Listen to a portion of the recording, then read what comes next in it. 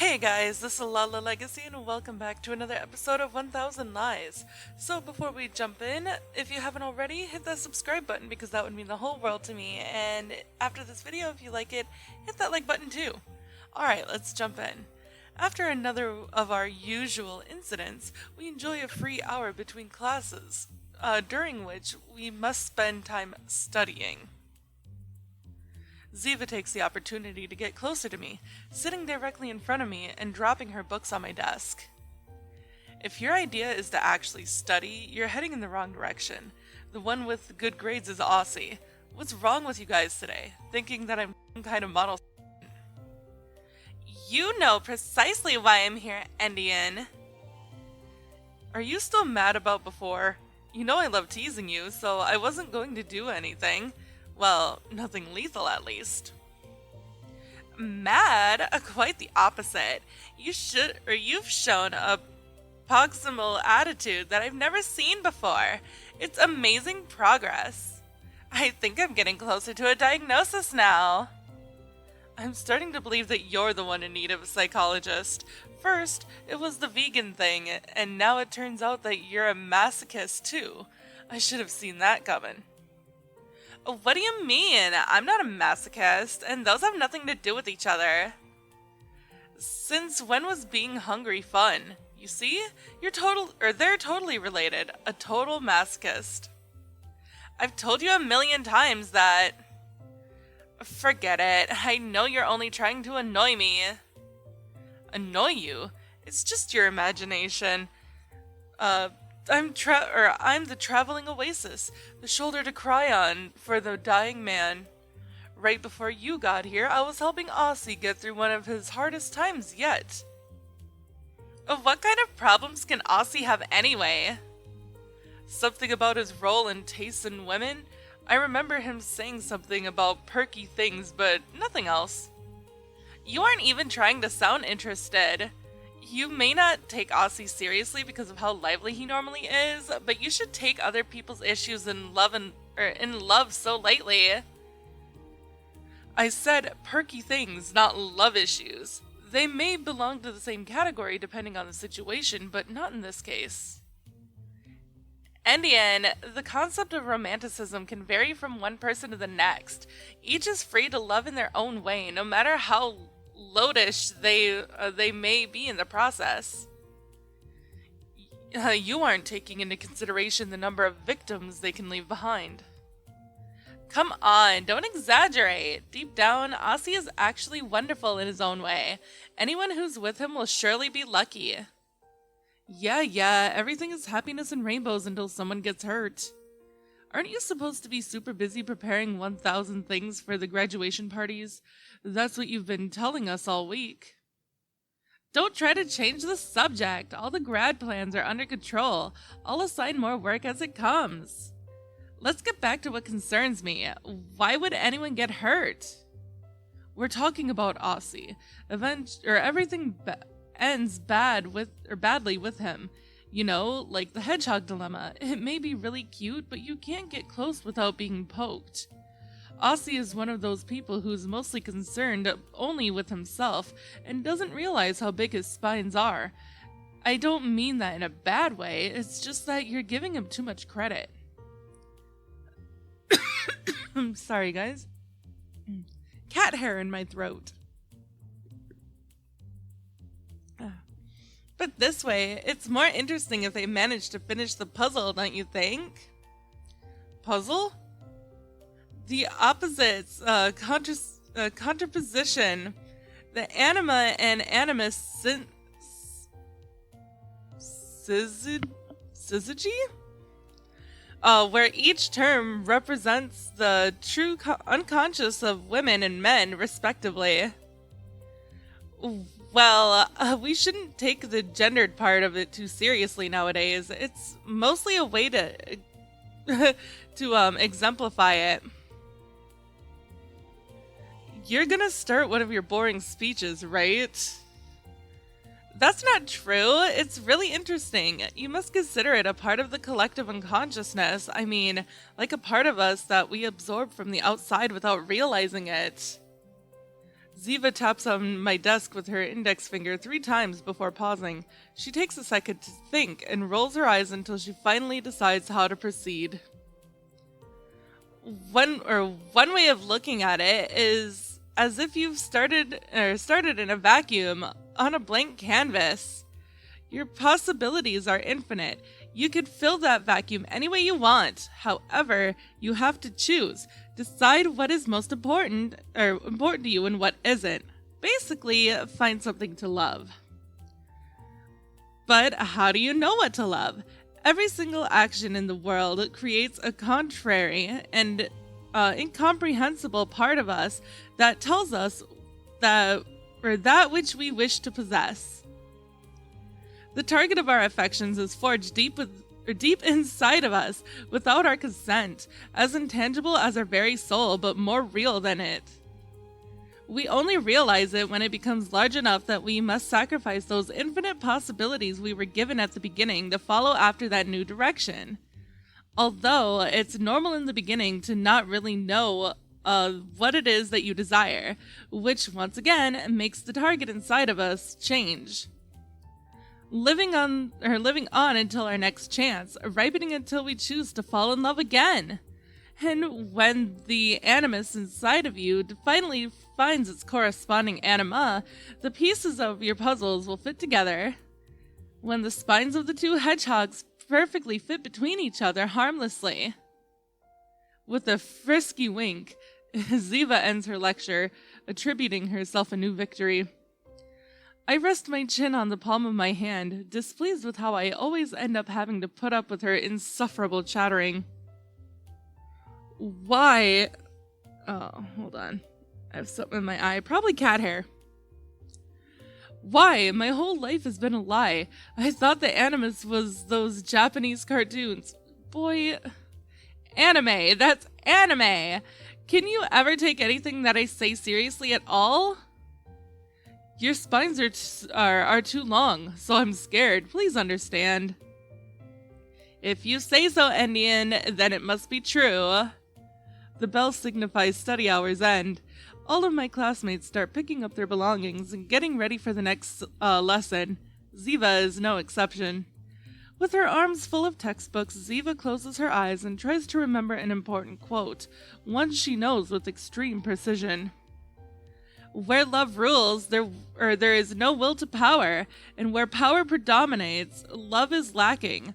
The one is the shadow of the other. Power and control over the possibilities of your future go hand in hand with your feelings. You can't separate your freedom from how you feel about others. It's an inescapable inevitability. It's during this syzygy culmination that one can't do anything but choose. I want to believe that that's why it was named... I'm gonna look this word up, hold on. Just so that way I know how to pronounce it. Let's see. Oh, come on.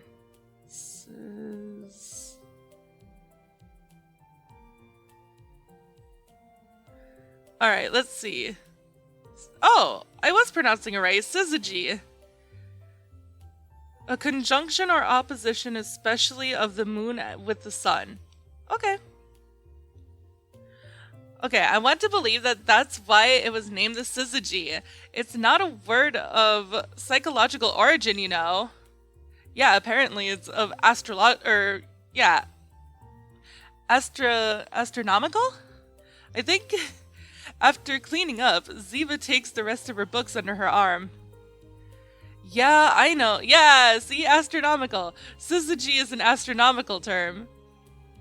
Exactly, smart guy. Sometimes I think you know everything. Well, Indian, see you later. Ziva says goodbye with her usual grace, turning away from me to sit at her desk. Meanwhile, I lean against my chair, close my eyes, and hope for some peace and quiet after the exhausting food for thought that Ziva had tossed at me. Syzygy. How couldn't I know about it?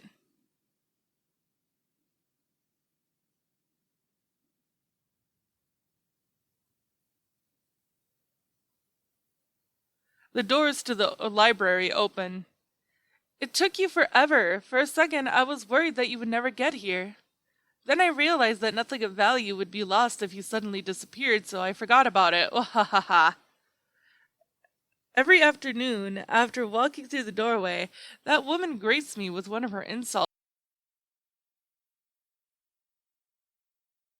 Promise to meet at or in the library every day, and I do always fulfill my promises, but nothing is stopping me from taking it easy. And although she'd complain and attack every little flaw that I have, I always had the feeling that she was actually happy to work with me within these walls. That's why I'm surprised not to find her here today. As I wait for her, I fall asleep. When I wake up, I'm surrounded by a specific type of silence that only a library could create. On the other side of the window, the sun descends in height and temperature, declaring to the world that it's time to go home. But Lucy still isn't here. I don't mind if she's tired of our daily collaborations, but I start to worry that maybe something worse had actually happened. And when you feed your mind with different possibilities, the worst always comes first. Maybe she did come? Maybe she got tired of waiting and decided to go explore the building and had an accident in one of the more dangerous parts of the complex? This building was never finished. There's a huge section that's in ruins. It wouldn't be that absurd taking into account the terrible condition of this place. My eyes gazed down the hallway. I considered checking the building before returning home just in case, despite the qualms I have about it. After all, how long has it been since I last set foot in that place? The first thing I focus my attention on is the dusty marble floor. With no footprints on it, you can pretty much see the lack of visitors these past few years. The doors raise a cloud of dust every time they're opened, and behind them I only find forgotten rooms whose furnishings have turned pale over time. My search is fruitless, soothing the weight on my shoulders at the same time as I condemn the uselessness of my worries. There's one last room to check. I stand in front of its door, giving it a sideways glance for a few seconds before deciding whether or not to enter it. It's the music room.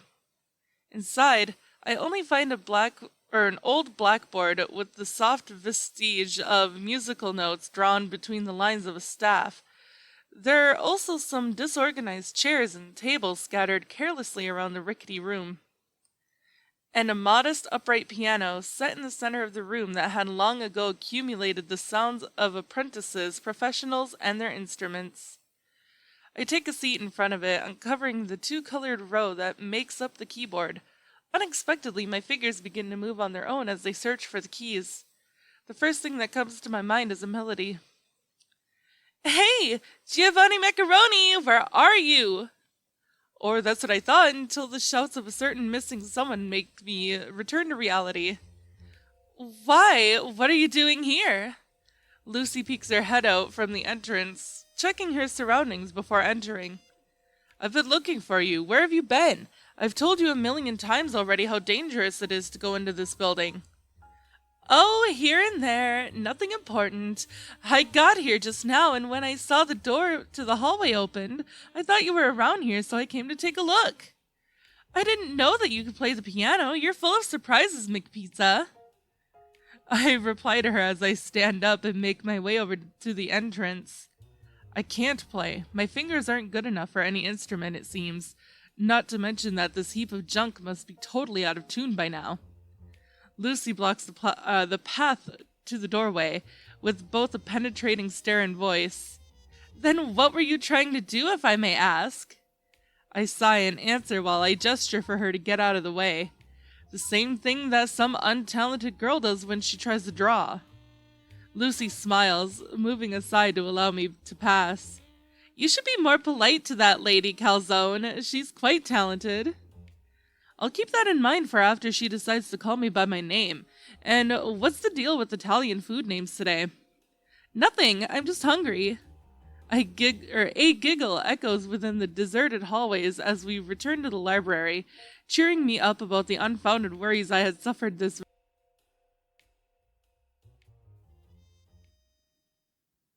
Well, do you know what time it is? I was about to leave. Come on, it's always you that's running late.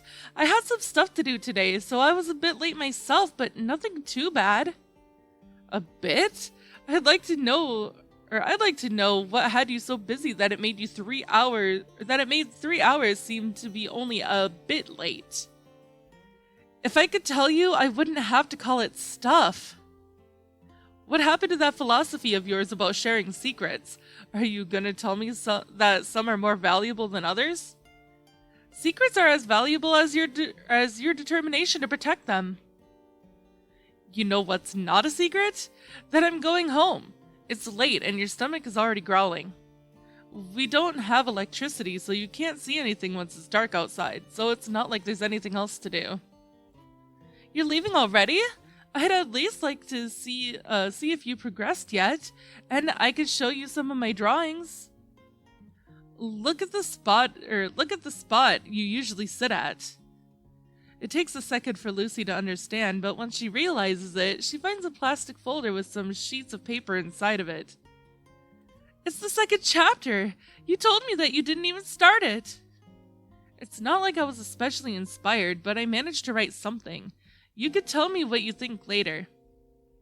Pretty sure it's going to be dense and pretentious like the first chapter. If you're going to be like that, then give it back. I never said that it was a bad thing. Also, if you've been waiting all day to show it to me, that must mean you wrote it lovingly. I couldn't care less. I told you that I was about to leave. But you didn't, and that means something. Now I just need you to show me the story that you used to win the writing contest, the one you never wanted to talk about. How the hell do you know about that? I have my sources. What do you think? Okay, this conversation is over. See you. Oh my, I'm going with you, so don't get angry. It's just so easy to make you upset that I can't resist, you know. Then tell me who told you that. It's a lot more fun if you try to solve the mystery on your own, isn't it? It's not that much of a mystery. I could probably tell you who said it. That's why I'm looking into you. I've already told you that I'd figure out what you meant when you said that writing's a necessity for you. If my opinion counts, you could take all the time in the world. How about I reveal to you who my source is, and in exchange, you show me the story you wrote for the writing competition that you won? I'd rather find the culprit by myself than indulge you any longer. You could read the story and then refuse to tell me who the source is. I can't trust you at all.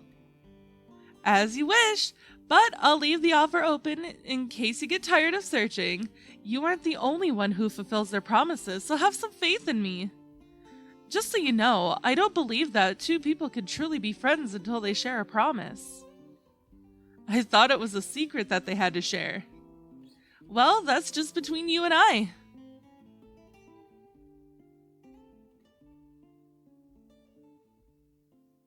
Wow, these are short segments. Reaching the Sun, Chapter 2. Icy. So foretold the tales that once upon a time there was a wolf without a past or memory who wanted to reach the sun. Along the path he traveled, the wolf wanted to quench his thirst and fatigue by a stream. There, he came across a brightly colored snake whose scales resembled a rainbow. The chatterbox reptile initiated conversation, ignoring the differences between reptiles and mammals. The wolf considered that she might be an illusion, for how could it be possible for anyone to have such boundless energy under the intense sun? An idea came to the wolf's mind before he could find an answer to his question. Could it be that the snake knew how to reach the sun? He had nothing to lose, and so the snake said the following. Reaching the sun? Are you not already hot enough? You seem so distant and reserved. In truth, that was the last thing I would have expected to hear from you, but listening to you makes me happy. The snake chuckled, making the wolf regret ever asking a question in the first place. My name, however, is Icy, as I am cold-blooded, and I don't look But don't I look warm in your eyes? I'm good at keeping company, said the reptile as she coiled around the wolf's legs. And what's your name? Are you cold or hot? I'm just a wolf, he answered, and that's what you could call me if you wish. The multicolored snake peered across the landscape with her gaze, upset by such a dull answer. Too cold for a warm-blooded animal you are, though they do say that opposites attract. The long reptile wrapped herself around the wolf, hissing with her tongue, and the mammal, made nervous by such behavior, asked Icy to keep it short. Ah, yes, the sun. From where I come, the desert, the sun is relentless. If what you wish is to find it, then it should probably be around here. The closer you are, the hotter it gets, don't you think? That's how I feel as I touch your skin. The wolf started to feel awkward and worried. He knew about poisonous snakes and was scared of falling victim to such games, so he decided to excuse himself as quickly as he possibly could. So soon? You can see the sun any time, but we may never meet again. Icy fell back to the ground, slightly depressed. Also, I'm not so sure that you will be able to find it. Don't you think that it's too much for someone of your species? The wolf ignored the snake and her endless chatter. He said goodbye, thankful for her help, and left as soon as possible. Meanwhile, Icy was upset for having to bid farewell to a newly acquired friend so soon. The sun of the desert was big, huge, colossal. The sun would burn and slip through his fur. His throat was dry and his strength was draining from him with each passing step. Despite all of that, he continued on, dune after dune, searching for a place where the sun might be a little closer to him. Such a pity that the pattern would only repeat infinitely. Each achievement would only give the same prize.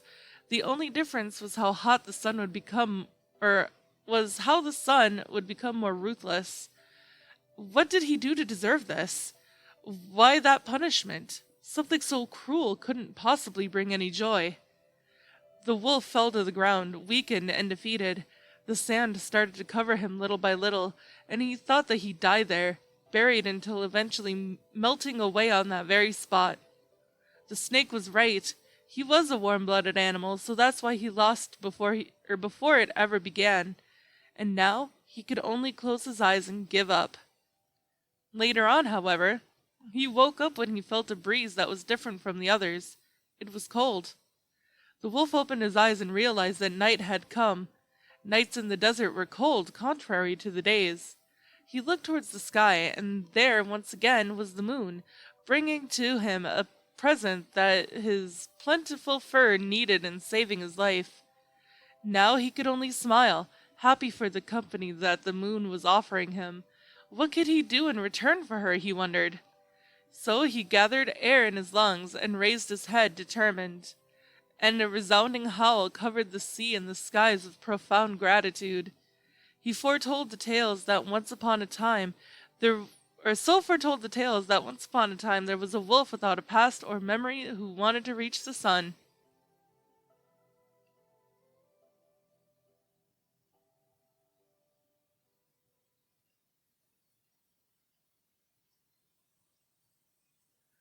Getting out on the wrong side of the bed. It's an expression used to justify it when you act grumpy after waking up, even if there is no real proof to back up its legitimacy. People were quite superstitious in the past when it came to customs, so blaming getting out on the wrong side of the bed as being a source of your problems was normal. Even something simple like having a cloudy day like today would be considered an ill omen. Nowadays, nobody really takes those customs seriously, but it doesn't change the fact that you could still use them when you get the feeling that nothing will go as expected. Truth is, I don't know from which side of the bed I got out on this morning. Left, right, or I just rolled off wrapped in the sheets, which happens more often than it should. But in its place, I got something even worse. A call from Aussie asking if I could visit him and let him copy my notes from school. It seems that he copied the wrong ones last time. Do I think that something like that's considered an ill omen? Of course not. I know it is. The first sign that validates my suspicion appears even earlier than expected. Over the past week, I've had coincidental meetings pretty much every single day with a certain short but loud-mouthed girl named Claire. I don't even know how she manages to magically appear every time. In any case, all I know is that it's impossible for me to try and figure out her real intentions. Okay, now you have to tell me something. What was the meaning of those emails? All of them were cryptic sounding. Why was that? You offend me, Sierra. Now I must ask for a slushie to compensate for such a despicable attack. You've already got ice cream for the same reason. Stop trying to spend all of my money. It's not a real date if the man doesn't pay. Can't you understand something so simple? So this is a date and I didn't even realize it? Can you please stop complicating things and give me an answer? What do you think? Don't answer with a question. Well, I won't deny that I was trying to make them sound mystical and intriguing. That's it, more or less. Now, my slushie, please. You're impossible. No, I'm not going to treat you to anything, no matter how offended you pretend to be. But I do know a good place for slushies, so we can go there if you want. Deep, like really deep down, you're a good person, right, Sierra? Everything else is a facade. I'm done. No slushie for you. It was a compliment. Don't get mad. Ooh, you must be the only person in the entire world who gets angry when they're praised. Remembering our past encounters, I open the front gate, wondering when and where Claire will appear in front of me today. Spot on. Of course, my answer is in front of me already. There you are, Sierra, and I've been waiting for you. I was starting to think you'd never leave. Hi, Claire. One quick question before I suffer from an embolism. Can you tell me what the hell you're doing at my house? Well, I wanted to see you. What else could it be? You're such a dummy. Every new question you ask me is stupider than the last. Normal people usually ring the doorbell instead of waiting in front of a house that they weren't invited to visit. That, and considering your track record, well... Are you coming up by nearby trees to spy on me with a pair of binoculars by any chance? Don't be ridiculous. Trees are too tall and it's dangerous. You talk as if you've already tried it. Well then, are you gonna stand there all day? Let's go! You don't even know where I'm going. And since when has that mattered? She turns around, holding her hat so that it doesn't fall off, cheerful as if everything in the world could only get better. Who knows? Sometimes I think I should get as far away from Claire as possible. But when I see her like this, I think that maybe it's actually possible to get out on the right side of the bed. No, I think you should get as far away from Claire as you possibly can, considering everything that she's done. Even if she has binoculars, it's not like she knows which window is the one for my room, so it shouldn't be an issue. Of course I know, it's the upper right one. I look at Claire. I look back at to my house and confirm that it is indeed my window. Then I look back at Claire. I lose my shit. How did you know that? Listen to me, this is important, goddammit. I get no response. We're as distant now as in all of our previous encounters. Instead, she manages to change the topic to the usual incoherent chatter that's typical of her. And finally, after passing through the old part of town and testing my patience, we reach our destination in a shorter walk than I'd actually expected. I think me, yelling that part scared my cats. I'm sorry, buddies. I wasn't yelling at you. Aussie lives near the town border. It's a place full of, chalets, I think? Shallots? You know what? This is what I'm gonna do from now on. If I don't know a word, I am going to look it up.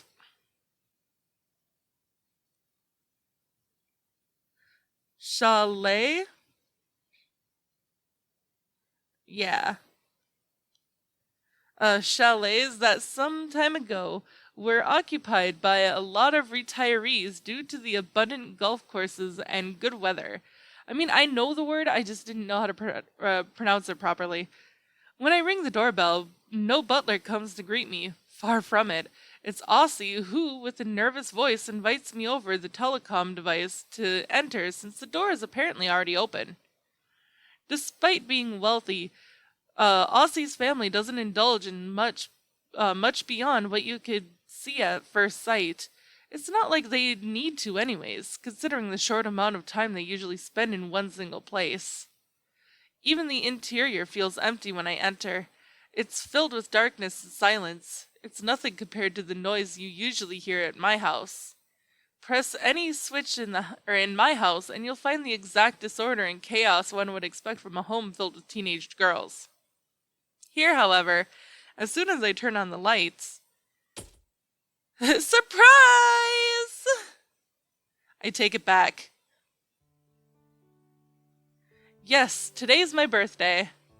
It was actually a couple of days ago, but I guess it makes sense to push the party back to the weekend to celebrate it instead. In general, my birthdays usually have a more familial and reserved atmosphere, something modest and tight-knit. I don't enjoy bombastic parties full of people. In that sense, I guess they got it right. The only people here are the committee members, and I don't see any balloons or decorations anywhere. That doesn't change the fact that all of this is unexpected and unbelievable to me. When was the last time that I had a party like this? It almost feels nostalgic if that's the correct word. Lucy taking so long yesterday and not telling me what she was doing? It seems to me that she was probably organizing this party with the others. After finding out my birthday, Lucy talked to Aussie and the others from the committee and they decided to plan this party. Knowing her, she probably only wanted to know more about the reason that I had to repeat a grade, but every coin has two faces, I suppose. And of course, Ziva is the mastermind behind everything she gets involved with, undoubtedly becoming the main planner of this event. Claire's role was to ensure that I came to Aussie's house as planned, otherwise having to come up with a plan if I had decided to resist. And finally, Deniz. Even though the last time we met was during the committee's meeting, he came here despite nobody really expecting him to, since he's the kind of person who prefers to stay still and be quiet as much as possible. The main theory I have is that he came here for the free food. Watching him as he pigs out, it's a surefire bet. In less than seconds, the celebration begins and it gains the same harmony, or maybe even more than we had during the first committee meeting, only 1 week ago. In high spirits, the host and homeowner decides to take the reins and ask for everyone to quiet down so that he can announce something. Let's take care of what really matters. Let's start with the first surprise of the day. Aussie goes over to one of the doors, leading to the garden that was hidden behind the curtains before continuing his speech. We all know that Sierran isn't very fond of big parties with lots of people or noisy music. However, all of you could probably agree that there's something that everyone enjoys during this time of the year. And you know what I'm talking about because summer is almost here. It'd be sinful not to make the most out of these next couple months and shut yourself within the walls of your house, don't you think? Aussie prepares himself to open the curtains with a bang. Especially when you're having something as wonderful as a pool party. And it starts raining. Rain? Aussie opens the curtains, revealing a most unexpected storm. It wasn't even raining when I got here, but it seems that the universe hates our host and all of the paraphernalia he has sitting out in his garden right now. We're in the middle of one of those summer storms that just had to come a couple months before its season. I've been waiting for this moment for so long, watching the days pass by, awaiting this occasion. It wasn't supposed to rain today. This week, yes, but not today. I made sure of it. Oh well, that explains why you were so attentive this whole time. Don't worry, it's the thought that counts. I appreciate you wanting to do this for me. Summer is when even the worst perverts can become human beings. Ugh.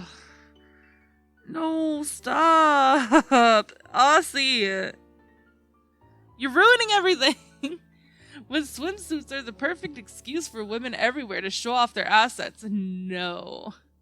When definitely the world in general becomes a better place. Sorry, now I get it. I don't know why I ever believed that you had good intentions. You don't get it! Breasts, Campanero, breasts and fan service. But it was all in vain, destroyed by a storm.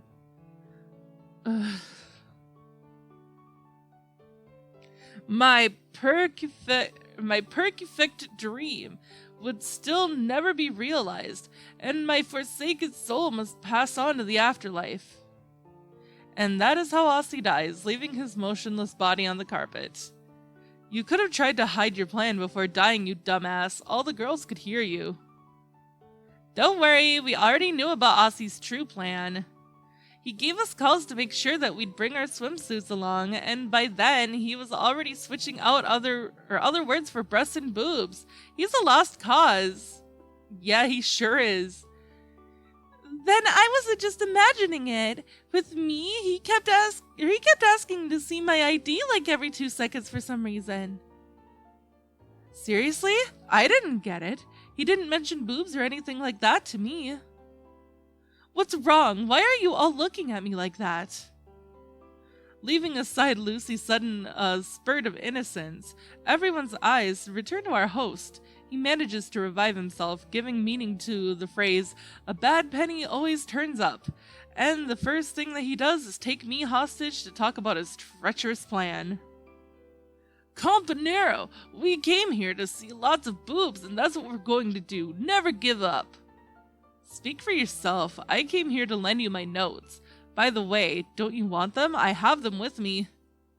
Forget the notes. Your handwriting sucks, and I can't read it anyways.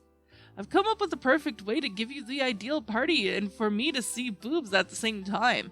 We could combine the two for a second. Special surprise.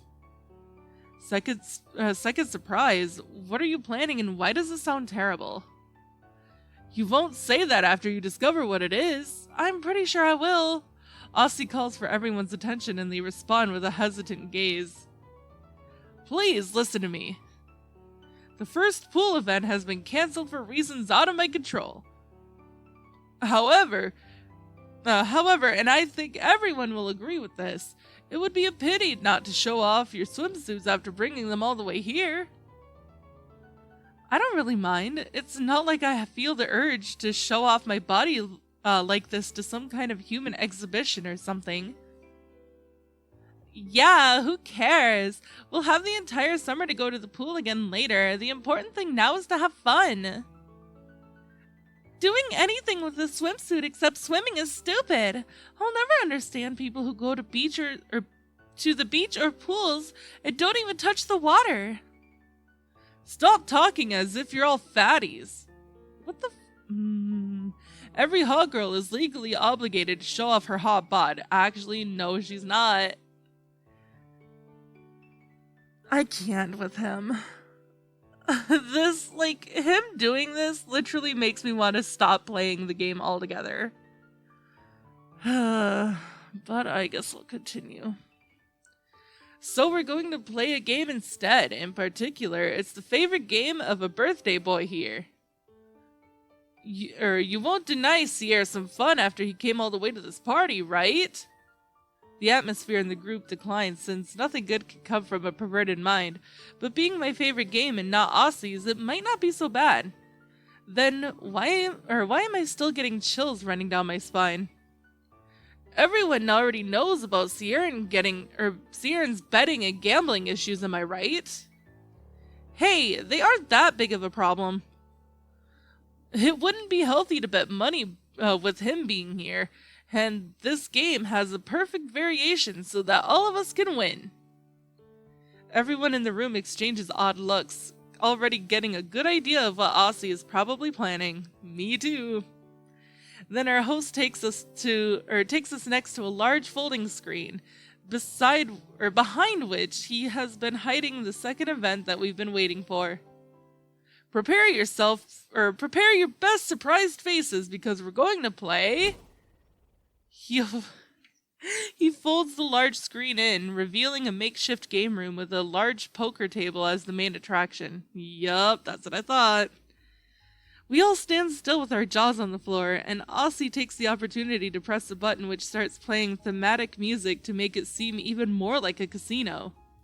We're transported to a small part of Las Vegas in a split second, without any of us noticing. I was expecting something bad, but this is nice, Aussie.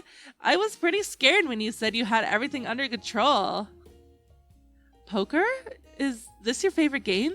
I was expecting something else, but I guess it suits you. Yes, I could totally imagine a ruined Sierran super in debt in some illegal gambling basement playing poker with slumlords. Until one day the mafia shoots him for not paying them back. Now that would be a great ending for him. You've just described my ideal death, miss, but that's not the reason I like poker. Money isn't important. It's the bet itself and the power it conveys. That's why I like it. Speaking of money, you aren't thinking of going bankrupt because of this party, right, Aussie? How are you planning to distribute the chips? Chips? Come on, Panero, have you gone deaf? No, we aren't betting any money, far from it, in fact. We're playing with something much more valuable, with that which covers my dreams each night. I'm guessing you aren't talking about your sheets. Exactly. This isn't normal poker. Instead, we're playing strip poker. The music keeps playing, but no one is able to hear it after listening to what the host has just announced. I knew that Aussie calling me would only be an ill omen.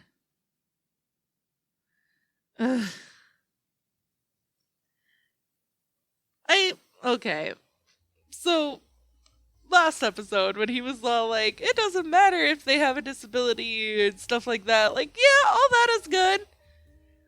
But the way that he's acting right now, I don't like it. And him being like, you are fatties. Who cares if you're fat? You can wear whatever the hell you want. My turn? Well... Oh, hi, honey. Denise picks up the cards that I dealt him, still confused as he doesn't know how to play. Even though it's a 5-card draw, generally considered the easiest to learn poker variant, the guy's still insecure about playing the game, and he lazily examines the numbers multiple times.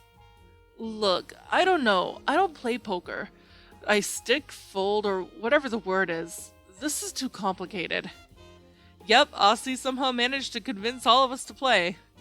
But there's nothing to be afraid of. There's nothing to be afraid. Although this is strip poker, we won't end up completely naked. The losers have to change into their swimsuits. I'm happy in a way. Poker is nothing without a bet that makes it worthwhile. Truthfully though, I'd never have thought that the group would agree to something so brazen. At least not without getting drunk or high first. Diz, man, you're so close to getting hit and sunk. You want to take a dip that badly? I consider myself a great swimmer, but no, thank you. I really can't handle all of these combinations, bets, rounds, and who knows what else. I'm a man of the arts, not sciences.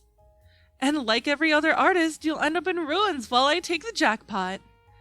I not only call, but I also raise with an all-in. Who among you is brave enough to follow me now? Lucy, who's winning with the largest amount of chips, was the exact person who proposed the special rule before playing. The loser will not only change into their swimsuit, but will also have to go out in the middle of the storm and take a dip in the pool. For now, it seems like it's working out for her. You want to leave us in ruins, Lucy? I have good cards, but... I'd like to play, but I don't know what to do. It would sure be a pity to leave the game going like this. I interrupt the girls' conversation, who then intently turns toward me. The first one to lose will be the one who receives the worst punishment, so nobody really wants to chance it. The three of you are banded together because you'd prefer if it's one of us guys who loses first. You haven't even tried to play when the others have a good hand. It's a shame because there are a lot of good hands you haven't played, and it's annoying not to play when you finally get the cards you wanted. What are you trying to accomplish? Are you trying to convince us to play against each other? I shrug, trying not to divulge any more information. Interesting. Okay then, ladies, bet everything you have too. What are you saying, Lucy? If they decide not to play this round, then... Alright, I'll do it, Lucy. Seriously? You too, Claire? Fine, I'll join in too. Or I'll join in too then. I really hope that you know what you're doing. You don't get it, Ziva. The rules that the first loser is the one who has to go in the pool. Who has the least amount of chips? But that is all the time that I have for this episode, guys. So if you liked it, hit that subscribe button down below. And that like button. I mixed up my words because I'm still so upset about Aussie. But yeah, so if you liked it, hit that like button. If you haven't already, subscribe. I love you guys so much. I will see you next time.